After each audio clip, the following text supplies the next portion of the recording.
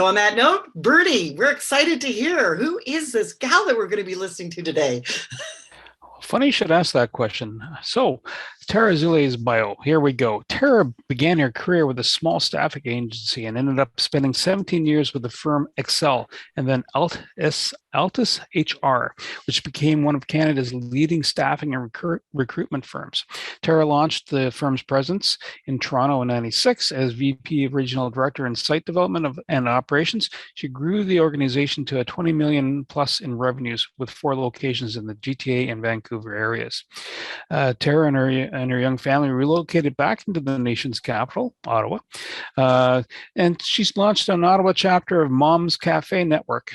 And from there, the chapter for 2 years, she was running that. And then she returned to the corporate world, working with Career Joy as a director of client development for 1.5 years before co-founding the Clariti Group with her business partner, Kevin Barwin. And she's also a lifelong learner. She's completed the sales management program at Queen's, and as well as earned a designation as a certified staging professional. And she also volunteers as a director on the board of the Carp Health Access. Carp, by the way, is a small little village located just outside the city of Ottawa, or it's inside the city of Ottawa. She's also in the BIA in the village of Carp. Clariti was born out of a fundamental desire to help individuals and employers make informed decisions around career and leadership. And they share the lessons learned over 50 plus years of combined experience and helping those who are facing career challenges, transition, leadership, or organizational development considerations. Their mission is to help individuals and teams achieve great careers and great workplaces. And now I will stop breathing and over to you, Tara. Thanks so much, Bernie, for both the introduction and the invitation actually to speak to the group today. I'm new to Connect Ottawa and I haven't had the chance to participate in a live discussion yet. I've only been able to watch recordings. We've been so crazy busy and it just seemed that every time something came up that I was already booked. So this is exciting. Yeah, a little bit more about me. I mean, Bernie covered a lot of ground there. I'm born and raised in Ottawa. I've lived in Toronto and Vancouver, came back to Ottawa in 2010. And before founding Clariti in 2014 with my business partner, Kevin, as Bernie said, I spent many years in recruiting and staffing as a VP of operations with Excel and Altus. So anybody who's here on the call from Ottawa, they're a pretty well-known staffing organization in the Ottawa area. And I was with them for about 17 years. So I guess you could say I've spent my entire career focused on talent, initially talent attraction, and in the last 10 years or so on talent development and engagement and management. Educationally, I'm actually also a certified coach and have done a few other things, as Bernie alluded to. I have a degree in psychology and criminology, but with that criminology degree, I didn't end up being the police officer that I wanted to be. That was my original plan, but I ended up in a helping profession nonetheless. So now Clariti, we're a firm that works mainly in the area of human resources, supporting organizations with their people needs. So things like employee transition, leadership and team development. We do workplace investigation and restoration, and knowledge management, or more specifically, knowledge capture and transfer, which is what I'm going to be talking about today. And we're based out of Ottawa, but we do serve clients across the country and some US clients as well. So in digging into today's topic of knowledge management, I just wanted to set the stage a little bit. I mean, I'm certainly no economist, but here's what I see. We're in the information age. Today's global economy is being driven by the rapid pace of advancement in technical and scientific innovation. And this innovation is fueled by knowledge-intensive activities. If you want to contrast this to an industrialized economy, which relied mainly on, unskilled labor and mass production, manufacturing-based economies, which rely on producing and moving things, physical objects, or even an agrarian economy, which relies on, subsistence farming and manual labor. Being in a knowledge economy has us much more dependent on human capital and intellectual property. versus that sort of physical input or natural resources than ever before. So it's the source, for all these amazing and exciting, innovative ideas and information and practices that we use in today's world. But this makes organizations reliant on intangible assets to facilitate this, modern economic growth. Individual capital is made up of knowledge plus the ability to perform, and this equates to economic value. So we need a highly skilled workforce. Jobs demand specialized skills, excellent technical skills, excellent relationship building skills to meet these global market needs. So therefore, in a knowledge economy, employee knowledge and experience has become the essence of an organization's competitive advantage. But people leave jobs, especially these days, with the fear of the great resignation, the fear that millions of employees might quit their jobs post-pandemic. And that's a whole other conversation, isn't it? And then there's just the regular churn of the employee life cycle, parental leaves and short and long-term disability leaves, sabbaticals, even promotions can cause a knowledge gap that needs to be addressed. And then there's retirement, right? And I'm going to spend a little bit of time here because it's a little bit mind-blowing. Baby boomers, the longest tenured employees in most organizations are leaving the workforce in droves. I read this from a July article in USA Today. William Fry is a demographer at the Brookings Institution, and he says this about the working age population in the US.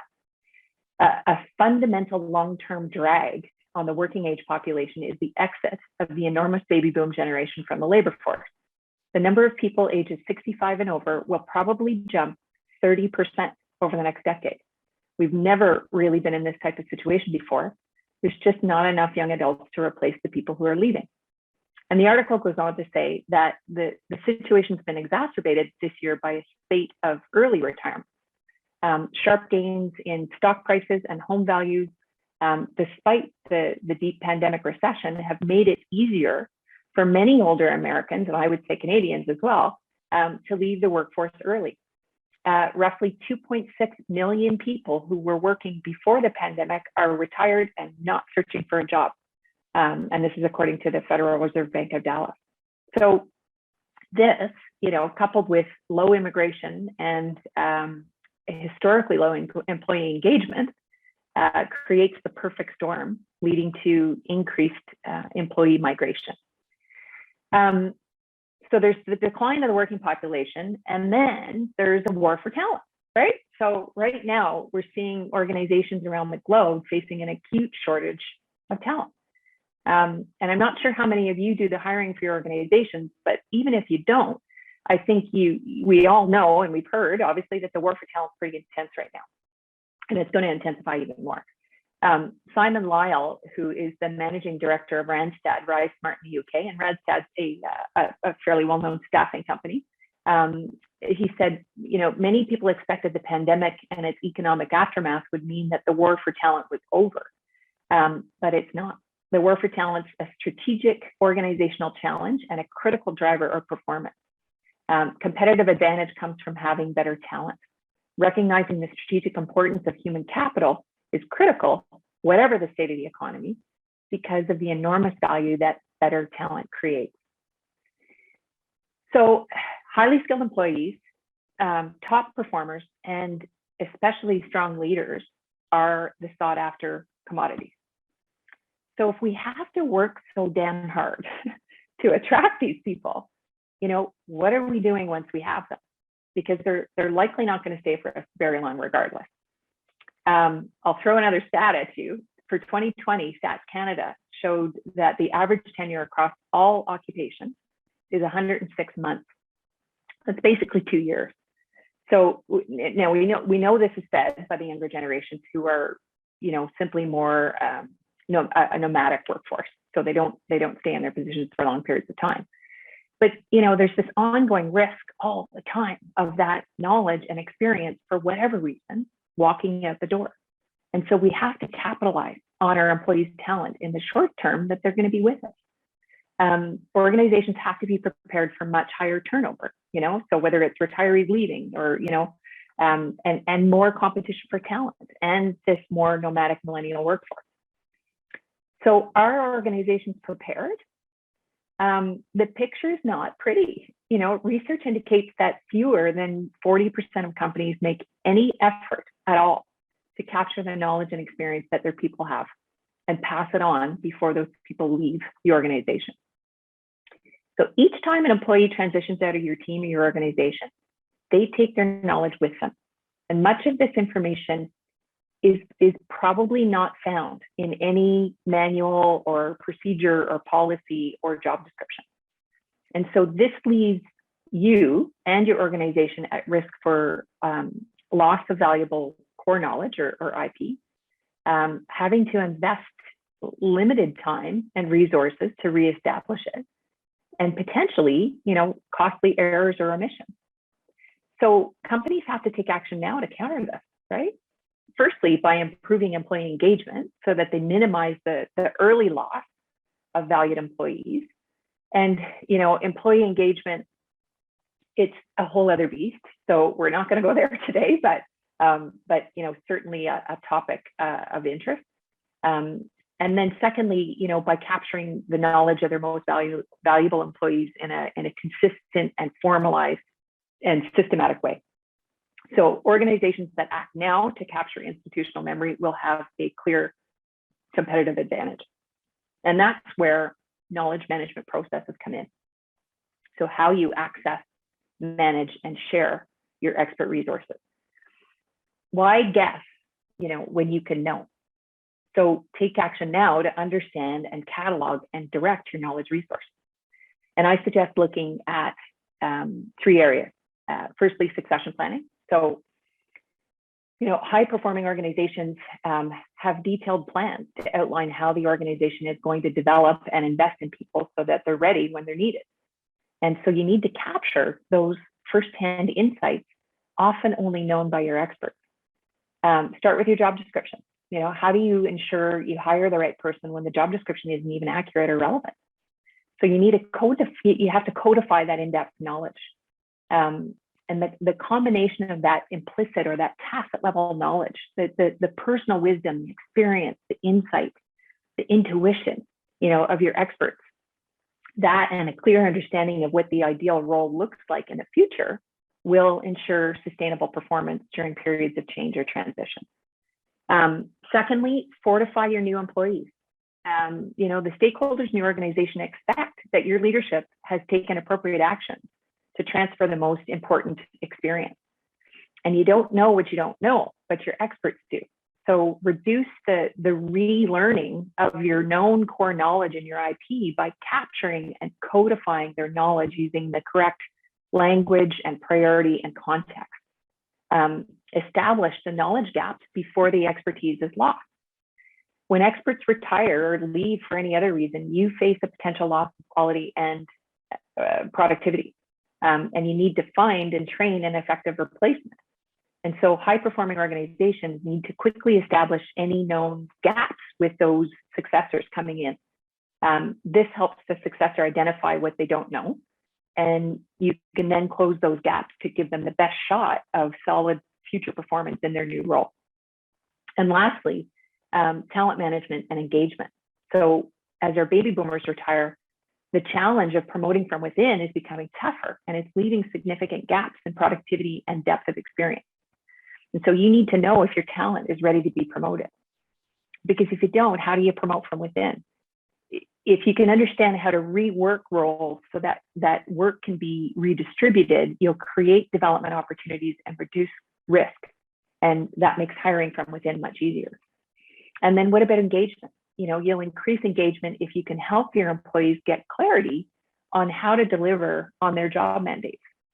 And this is key to aligning priorities across the organization, and it helps employees understand how their contributions support the goals of the organization. So, aligned employees focusing on the right priorities drives higher engagement. And so it's win-win. So you need to draw out directly from your employee the why, the where, the when, the how of his or her role. analyzing your employees' tacit knowledge allows you to effectively and easily do a number of things.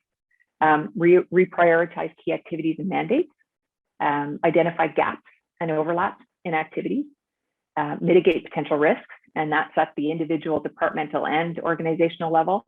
Define process improvements or areas for innovation, minimize duplication of work and effort, find and fill those skills gaps, inform change management initiatives, reorganize people and functions, recruit, hire and onboard your employees, and hopefully improve your bottom line, right?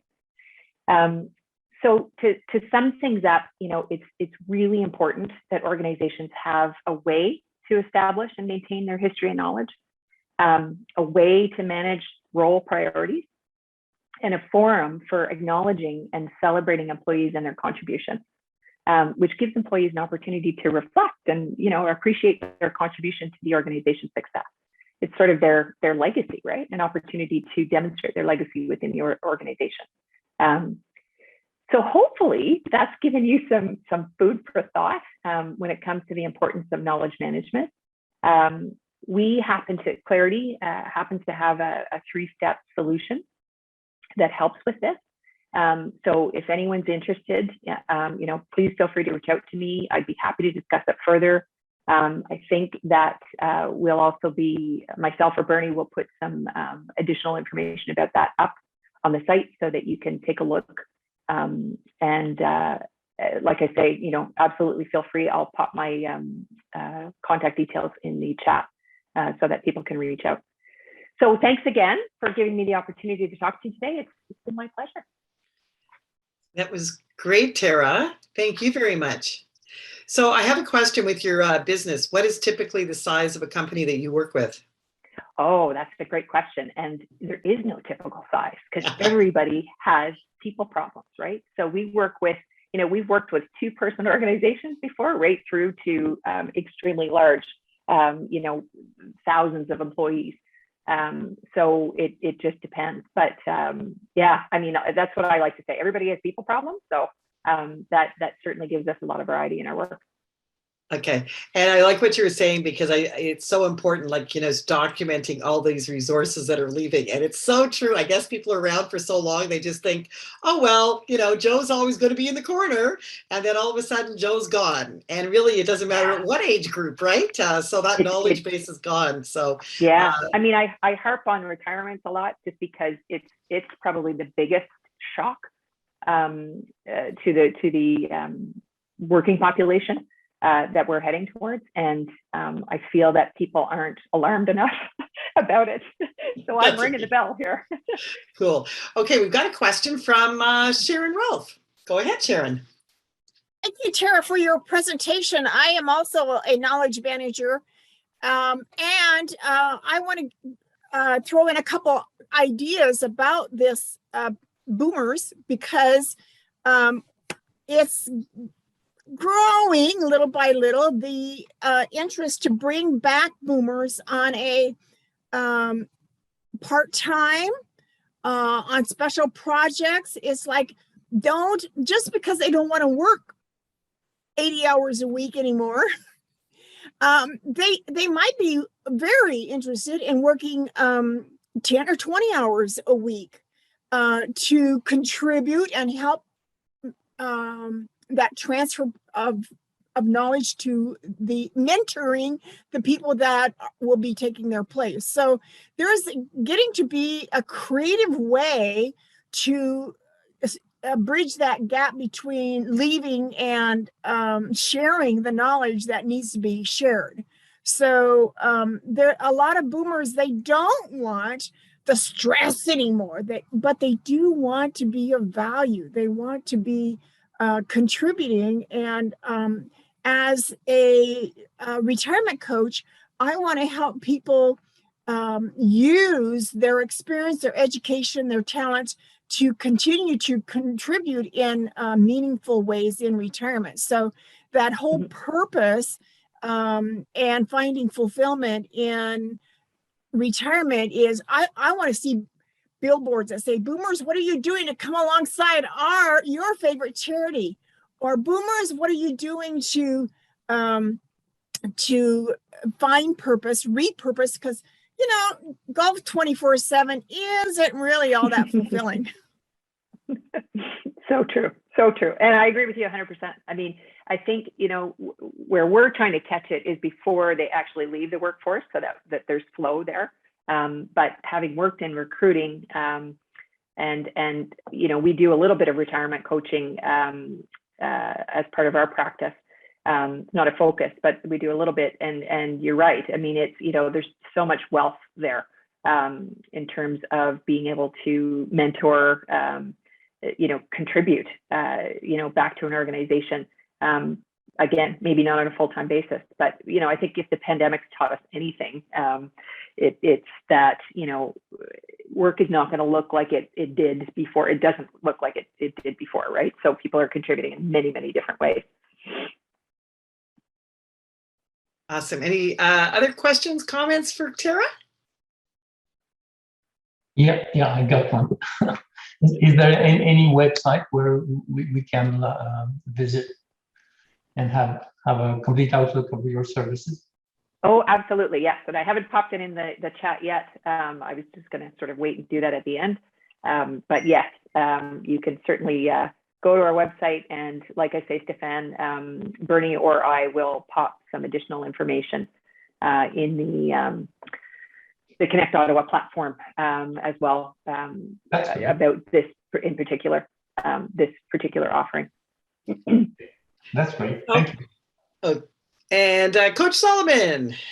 Maybe I can lend some insight into the situation. The younger generation, when it comes to being consistent or working longevity in a job like the old school baby boomers used to do. I used to work for now I know somebody, she works for Verizon in New Jersey. The culture at the job, the environment is beautiful. I'm like, all right, that's cool. But some people experience it, some people don't. I guess it depends on what part of pay scale type of job you're working at. But I used to work for the Department of Homeland Security in Newark, New Jersey at the airport for like 15 years. And just a couple things. The union didn't kick in until like 6-7 years later. So when the union kicks in, they implemented rules that was really already there from the beginning, from the beginning of the first 7 years, except they never honored it. They just unfortunately, they mowed over a lot of people, so on and so forth. And this is a government job, and then after we got the union in, the union wasn't really all that good either. And then it was just a lot of nonsense. I think some people would like to just come to work and take care of the bills, so on and so forth. They would like to, but there's so many different elements that makes people, especially younger generation, they're not getting out of these jobs, I guess maybe what you guys used to get back 10, 15, 20, 30, 40, 50 years ago. You can work one job and support an entire family. But unfortunately, there's a lot of corporate greed. The companies grow and they do it on the backs of employees. Now, I'm not saying this, I'm not really a negative person, and I'm really just stating these facts dispassionately. I started my own business as a result, so on and so forth. But it's just a lot. I feel for what you guys are trying to do, but the world has changed. It's a different time that we live in. And, and I think more people trying to step down the road of being an entrepreneur, have their own business, especially the younger generation. It's almost like, it makes me think of like, even in the Bible, the nation of Israel, when they was free from Egypt, it was like an agricultural society. Everybody had their own land. There was no big business. It was just them supporting themselves and their families and working on their farms, so on and so forth. I think that's natural. Maybe what they wanted to do with the corporations and everything back 60, 70 years ago when everybody was working at the iron mills, maybe that worked. But I think the quality of it, as far as how it benefits the employee, has diminished. And I think that's the reason why you have a lot of younger generations. They see this. And entrepreneurship is shouted from the rooftops these days. Nobody wants the boss. Mm-hmm. But I think too, Solomon, these, everybody who, I built my own business as well, and I get it. Even within your own business, even your own business, if you want that, if you want to pass it on to kids, if you want to, or if you want to sell it or anything like that, there's knowledge, right? Yeah. You have so much knowledge about your own business. And I think it's critical that is somehow captured in Yes, it some is. way, shape, Absolutely. or form, right? Yeah, so that you can Yeah. pass it on. Yeah. And so that's that's the point I'm making. Whether it's an entrepreneurship, whether it's a massive company, whether it's a small company, it's critical, right? And I think I think people woke up to that. The legacy thing. I think that's probably been dead for 50, 60 years. And unfortunately, it's been buried successfully. Well, now it's woken up, and people are like, you know what? I can hand this job to my children, and Right. it's just practical, really, when you think about it. But I agree with you 100%. Unfortunately, I don't have any kids, but I'm trying to pass on this knowledge to somebody in the family so they can benefit as well. Who knows? Life Right. isn't over Yeah. yet. I'm going to make a comment too there. I like Solomon and Tara. I think it's interesting when you say that. I've kind of noticed new terminology and stuff as entrepreneurs, like creating systems and processes, being awoke to the idea a few years ago that, well, are you just working in your business or are you creating a business that is saleable? All the things that started being out there led me to go, oh, no, like the knowledge is important. And so seeing companies like yours, Tara, that's coming in and hearing all these articles now is kind of enlightening. And to start seeing more larger corporations adopt them. So, for example, I know I won't say the name, but my husband works in a large corporation, and we talk about this a lot. All the seniors are retiring, and people have been in these jobs for 40 years. And Solomon, I don't think you're going to see that again ever, but it is a way of life that it was. But they never took into account for that happening, and none of the young ones coming on. And so I don't know, what's the best way you've been finding to attract clients for your business? Do you actually go door knocking? Do you talk to the senior management? How do you get into those places to say, hey, have you ever thought? But can I just add one more thing too? I don't look down on the older generation and say, oh, well, they should have. I don't look down on them because if you ask me, I know, but it's just a different thought. I just want to throw that in there because maybe sometimes a younger generation can make it seem as though they don't appreciate the older ones. These younger generations can never match what you guys used to do, as far as not, unfortunately, not the social media. Everything moves so fast. If you ask me, it's heading kind of in the bad direction. But I admire the older generation. You guys have done things. Unfortunately, the younger minds just don't have the strength to do the mental mindset. So I admire you guys. That's interesting. One of the things I've noticed working in a large healthcare institution, there was a VP one time. She came up and she says, someone asked, "Are you here for the rest of your tenure? Like, are you going to age out here?" She said, "No, 5 years max, and I'm going to rotate out." And she's not, she's not the younger generation. Nothing wrong with it. It was going from experience to experience. In fact, universities, when you do your master's, you do your doctorate elsewhere, or if you do your undergrad, you do your master's somewhere else. And the idea is move around. You'll learn more. And I think the advent when printing became a new thing, that was the next wave of activity. Where we went from agrarian to industrial. There've been different waves. A lot of us, nothing is really new under the sun except maybe the iPhone, the steam engine. Those things weren't back in the day, but people are people, right? And I think going back to what Tara, one of the things I did notice, and I've noticed in other institutions, if someone has been there for a really long time, or not even a long time, just a short time, but they're really good at what they do, and they up and leave, right? That information, there isn't a manual to say, okay, the phone rang, pick up phone, right? It's the next 15 steps and understanding situational awareness. Because if you don't have a sense of okay, if I do this task, is this the best time? If you don't know, it's like driving a car, 100 miles an hour, or 50 miles an hour. Sorry, I'm doing the miles and kilometer conversion here. Or you're doing 100 kilometers an hour a day, or when you're driving. But if the road conditions are a foot of snow or a meter of snow on the deck, then no, you don't want to do that, right? That's things you learn. Those are things you learn while on the job. And if you're in a mission critical position, that is really key. I mean, Tanya can speak to some of this stuff too, right? And also recognizing the people, why are they moving? And what's the cost? Tara, what's the cost then to a business when key members are moving around? If they don't, you can't, you can't even hardly put a price on that, right? And of course, it depends on the organization, what they do, and what the person's role is. But, I often use, when I'm explaining the offering to a client, I often use the example of think about a small association, not-for-profit. The executive director's been there for 25 years.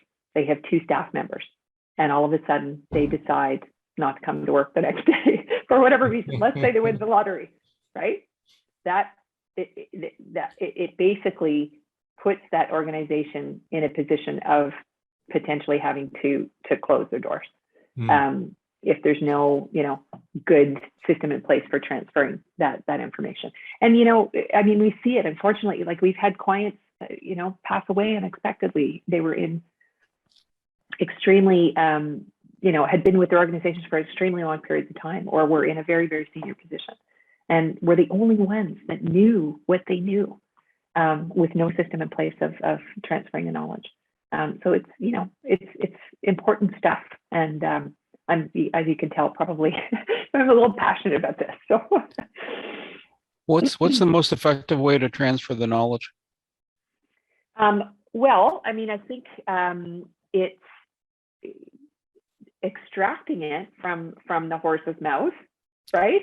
And then setting up systems in place to transfer that effectively. And I think there's a lot of decisions that go into that before you can make that, have that information flow.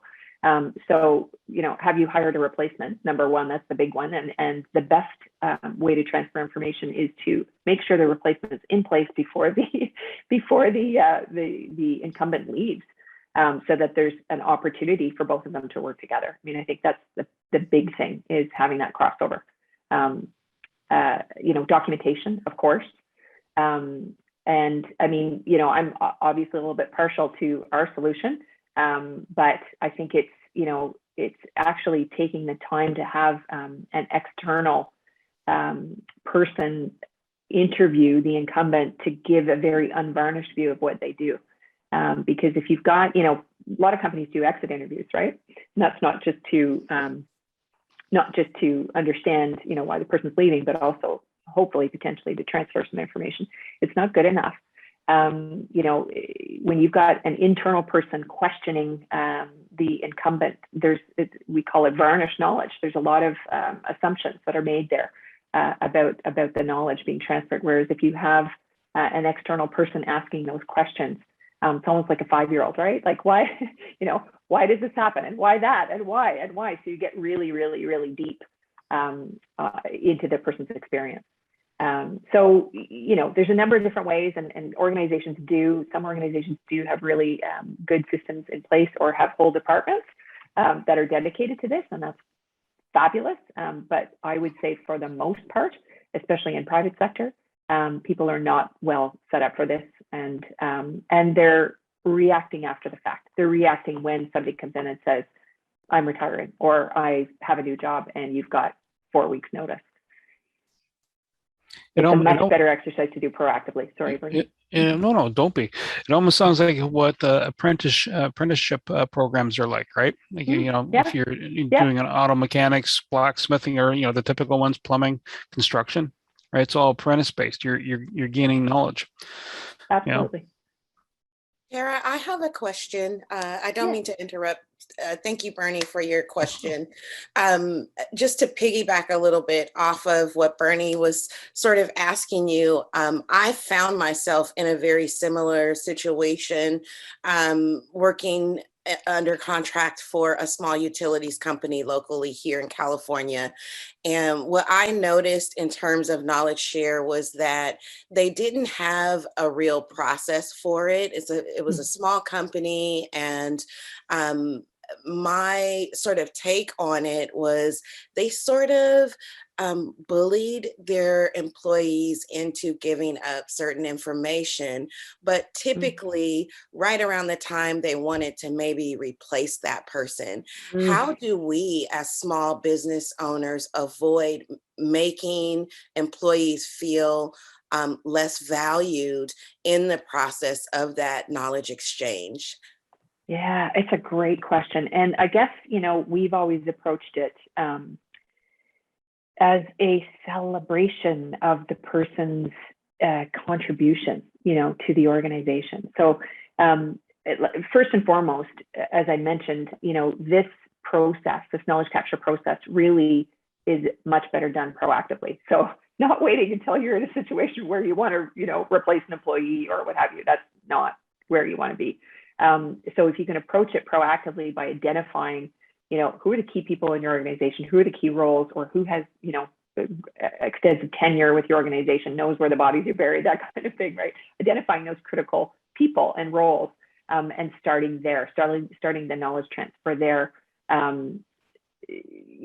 before you're in a situation where you're losing or letting an employee go. Now, if that's the case, I could see how an employee who is, understands that their position is being terminated is maybe going to not want to share the information.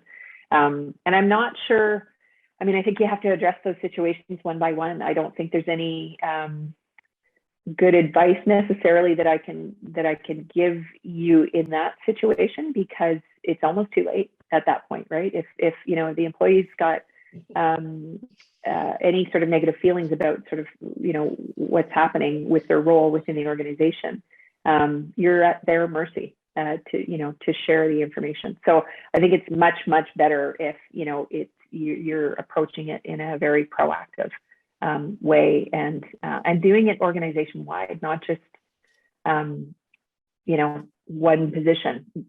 Like, look at this as an organizational process that should be done and topped up every year, right? Who do we have? Who's new in the organization the last year? What roles do they have? Let's make sure that we're I love that, Tara. I love the fact of celebration. And I think these are key words moving forward in any organization. It's a celebration of the employees, recognition, validation. That's what everybody wants, right? I mean, if everybody feels that they're important, they're going to want to contribute to the success of the next generation. But if we go in and we continually, if there's fear of losing the job and I'm training the exit, well, who's going to want to do it? Even myself, I'm going, really? Okay, just a second, I'm going to train them for my job. So you have to start before that, these conversations, right? So guys and gals, it's 1:55, so we're going to be wrapping up this call. Can I just share one thought before you do? Okay. About that. So I'm not qualified probably to even have this conversation with you guys, because this isn't in my realm of expertise. But naturally, the question is, if you have somebody with all his experience, years of experience, how do you transfer that experience over to somebody else successfully, right? So naturally, he already has a job and he excels at that, right? And he has the experience. So now what you're technically asking him to do is to be a consultant now to somebody else. So instead of trying to sneak the information from him, why don't you come out being honest, let him know that this is what you want to do, and you're going to give them a little contract to guarantee that, because most times I would assume if you come into a person and tell them that, they're assuming that they're going to lose their job soon. So why don't you give him some security to let him know, look, this is what we want you to do, whether you want him to leave or he's near retirement, or whether or not you're going to iron this contract, draw the contract. We want you to be a consultant, so on and so forth. We're going to pay you this amount of money. Since you're the guys that's calling the shots, just do it. Just do the right thing. If you want to be a consultant, pay him to be a consultant, give him a little contract to let him know, okay, well, I'm 10 years away from retirement, whatever. You between you two, figure it out, put in this contract so he knows his job is guaranteed and he's taken care of. Plain and simple. Again, I love it. It's simple conversation and communication, okay? Keeping both sides informed so that we don't get our backs up and out of joint. So thank you, Solomon, for that. Thank you so much, Tara, for sharing this today. I think it's a great conversation. It's one I could have for a few hours over a glass of wine. I really enjoy it. I've been reading up a lot about it and going, how could you instrument this seamlessly? So it's nice to see that there's a company out there that people can reach out to and talk to that are very inviting and will help you with that transition for anybody watching. This week, Thursday, as Bernie mentioned earlier, we have our VIP call from 12 to 1. We welcome everybody for a complimentary visit to see if it's something you like. Part of our VIP membership is a weekly call where we get together with and have more of a conversation. And then we have other rewards. And Bernie, what's coming up on our roster? I think Yeah, so on Tuesday, November 2nd, we have digital fundraising. Green Apple is coming in to talk about that. Dean is going to be chatting, or Justin Soro is going to be talking to us about using a platform, a SaaS being a software as a service platform that will help generate funds seamlessly, where your base can leave a little bit of extra change. You know, you leave a tip behind. Let's say you spend $5, or you put down a $5, and someone gives you 25 cents and change. Well, basically, it's capturing that 25 cents. Also, Wednesday, November 3rd, 8 p.m. Eastern Standard Time, Catching the Eye. So we have two guest speakers coming in. David Fudrick from Heroa Media, talking about why video is important to taking a quick snapshot for your LinkedIn profile, your 2-minute vignette. And then we have another gentleman right after that, Alan Stevens. Alan's coming from Australia, and his is using facial profiling to build instant rapport, negotiate the outcomes you want, and recognize circumstances as they're transpiring. So basically people reading. And so that's next Wednesday. 5 minutes after the hour, if I have your email, you will be seeing a survey coming at you about this session. And thank you, Tara. Over to you, Margaret Ann. Thank you. Okay, perfect. So look at that. My computer will say it's 2:00 in a few seconds. And so we like to have everybody out of here on time, because we know everybody's got busy schedules going out there networking. We hope you enjoyed our live session today with Tara. Oh, look, I love this. Save the chat. Sorry, save the chat. Open the chat up, 3 dots, save the chat. Sorry. Okay, I was just looking at Sharon Rolfe. She put up a nice little poster there. We should all have those for the end of the call, eh? Leave with something that's good like that, intelligent. Thank you. So on that note, save your chat. If you have any questions, reach out to us. We're pretty friendly. Join us on LinkedIn, on Connect Ottawa, or on Facebook at Connect Ottawa Business People. And we'll catch you on the flip side. That's great. Thanks, everybody. Bye.